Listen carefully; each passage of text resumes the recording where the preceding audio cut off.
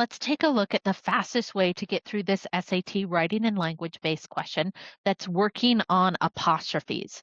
The first thing I need to do is take a look at my different forms of lakes and decide if I need this to be singular or plural. When I'm looking at the clues in my sentence, everything is telling me this is singular. So let's get rid of our plural answer choices, which is A and D. Then I'm going to pay attention to my next difference, and that's coming into my stones. Now, in this case, they're both plural, which makes a ton of sense, but I need to pay attention to whether or not they should have possession. And in this case, the stones do have possession or ownership of that perch, and I'm going to choose answer choice C. All right, so let's step back and let's make sure that we really understand what apostrophes do. When apostrophes are placed on a noun, that tells us that they're going to show possession or ownership, whichever word you choose to describe the relationship completely works here. So if I'm looking at the form of lake, this is going to be a singular lake and it does not have possession. So we can say that this is without possession because there's no apostrophe in it. So again, up here, this is again my rules on my apostrophes. If I have lake, apostrophe S, I still am only talking about one.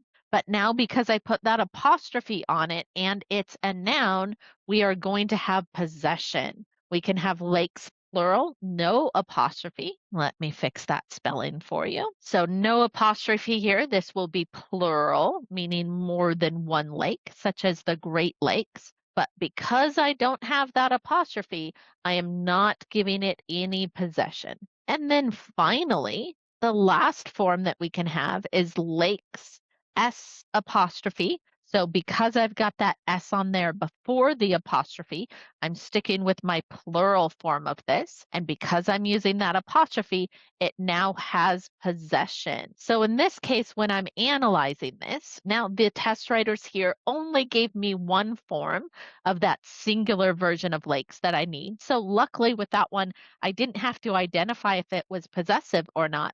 But now I do with regards to my stones. I understand why this needs to be plural.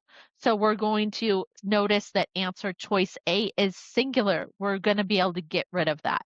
But now I'm having to decide, is this going to be plural without possession here or plural with possession here because of that apostrophe? So when we take a look at this, we can see that this perch, and again, we can ignore some of this vocabulary that we might not want to deal with. It's not testing us on vocabulary because it's testing us just on our English conventions. So I can say, I don't have to worry about what that word means. But a perch is saying, hey, the stones are perching above the water. So this is indeed with possession.